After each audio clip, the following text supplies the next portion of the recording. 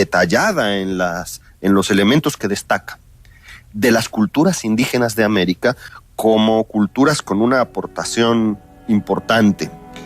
Desde los conquistadores escribiendo acerca de los pueblos con los que se confrontaban y los frailes escribiendo de las comunidades que trataban de convertir, de evangelizar, reconocen y hablan y comparan las ciudades y los reinos de Mesoamérica con otros de la experiencia de la historia mundial. Y creo que hay una muy temprana valoración de las culturas indígenas de Mesoamérica y que además de que existió desde luego el juicio de que se adoraba al demonio y de que había una equivocación religiosa, digamos, pero simultáneamente desde los primeros españoles en Mesoamérica hay una valoración de las culturas que se va convirtiendo además en un argumento sobre la originalidad y sobre la diferencia de lo mexicano con respecto al europeo. Los criollos y quienes, habiendo venido de España, pasaron muchos años en México, fueron desarrollando un cariño y un interés por la propia tierra y por las propias costumbres de los novohispanos, y fueron argumentando frente a los europeos sobre la originalidad de México. Y en ese argumento sobre la originalidad de México, siempre la referencia a las grandes ciudades, las construcciones, la vida civil, la organización, la tecnología. Hay una serie de cosas que están siendo admiradas, subrayadas desde textos del propio siglo XVI. Es decir, yo no creo que haya un rescate tardío de que nos acordemos tardíamente de ese pasado prehispánico. Creo que estuvo siempre en la mente de los occidentales que fueron volviéndose mexicanos a fin de cuentas, y de la sociedad novohispana, la conciencia de que en el pasado prehispánico estaba una de las explicaciones de la originalidad y de la diferencia de México, y que en ese pasado prehispánico, si bien había unos templos dedicados a los demonios, había arquitectura fantástica que a Cortés le fascinó y quiso además dejar intacta, no quiso que se tiraran las torres, los templos, ¿no? Porque hablaba de la grandeza de los antiguos reinos que él había conquistado, por otra parte. Y en la crónica del siglo XVI hay un reconocimiento de la piedad de los indios, la capacidad para dedicarse al culto religioso, la organización de su vida urbana, el buen funcionamiento económico del Valle de México, del intercambio de mercancías, la calidad de la urbanización.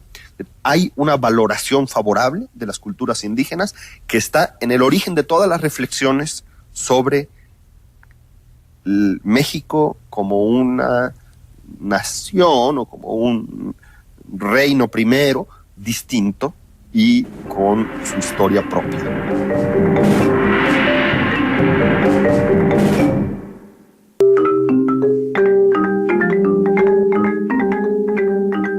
Uno de los aspectos que más ha llamado la atención desde la época del descubrimiento hasta ahora ha sido la importancia y el valor del calendario como una de las principales herencias del mundo mesoamericano.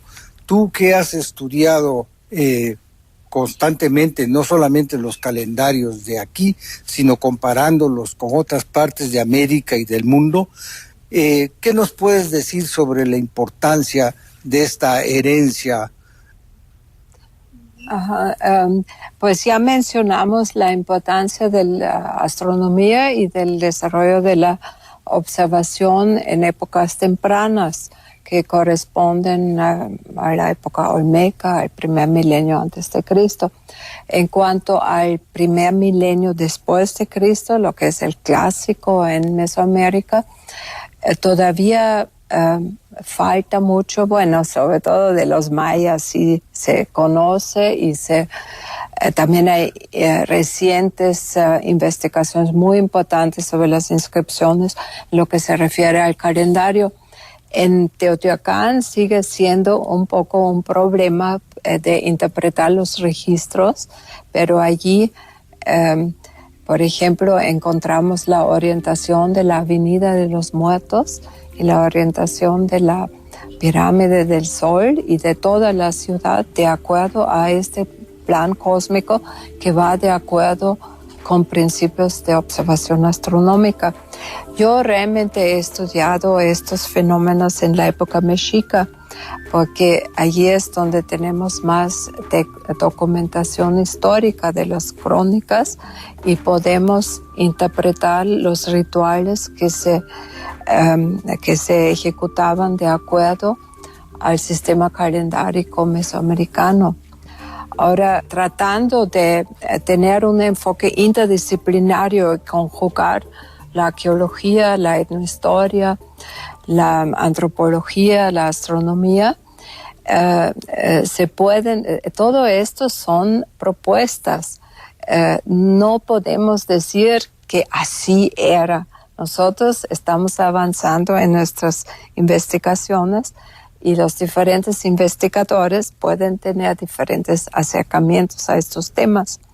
Yo, en tratar de conjugar esos diferentes enfoques, veo que existe una estructura en el calendario mexica de la última época basada en la observación solar y que se refleja en esa orientación de edificios y de sitios y que está basado en el ciclo agrícola del maíz. En eso regresamos nuevamente al maíz, al cultivo del maíz, porque aunque era muy elaborado ese calendario y las fiestas que se ejecutaban, pero en el fondo lo más importante era el ciclo del maíz, el ciclo meteorológico y ejecutar los ritos de acuerdo con el periodo de la preparación de los campos, con la siembra, con la época de lluvia, cuando crece el grano del maíz, y luego las diferentes etapas de la maduración, primero del elote y después de la cosecha. Pienso que esa estructura básica se puede rastrear después de la conquista, aún en el sincretismo que se va a producir con las fiestas de los santos patrones. Así es. Eso podríamos hablar si quieren. Bueno, pero le quería preguntar a Johanna en relación al calendario. Es un calendario solar, 18 meses de 20 días, ajá, más los 5 Nemontemi. Está la discusión que está abierta entre diversas corrientes de historiadores. Unos piensan que para completar el año solar preciso había una especie de corrección semejante a nuestro bisiesto. Otras gentes lo niegan. Realmente, para que lo que tú dices sea cierto, y yo coincido contigo, para que realmente coincidan las fiestas con el calendario agrícola, tiene que haber una corrección semejante a nuestro bisiesto, muy parecida según algunos autores, ¿o no? Yo creo que es importante tener clara esa problemática. Uh-huh. Yo creo que todos coincidimos, sí existió un bisiesto.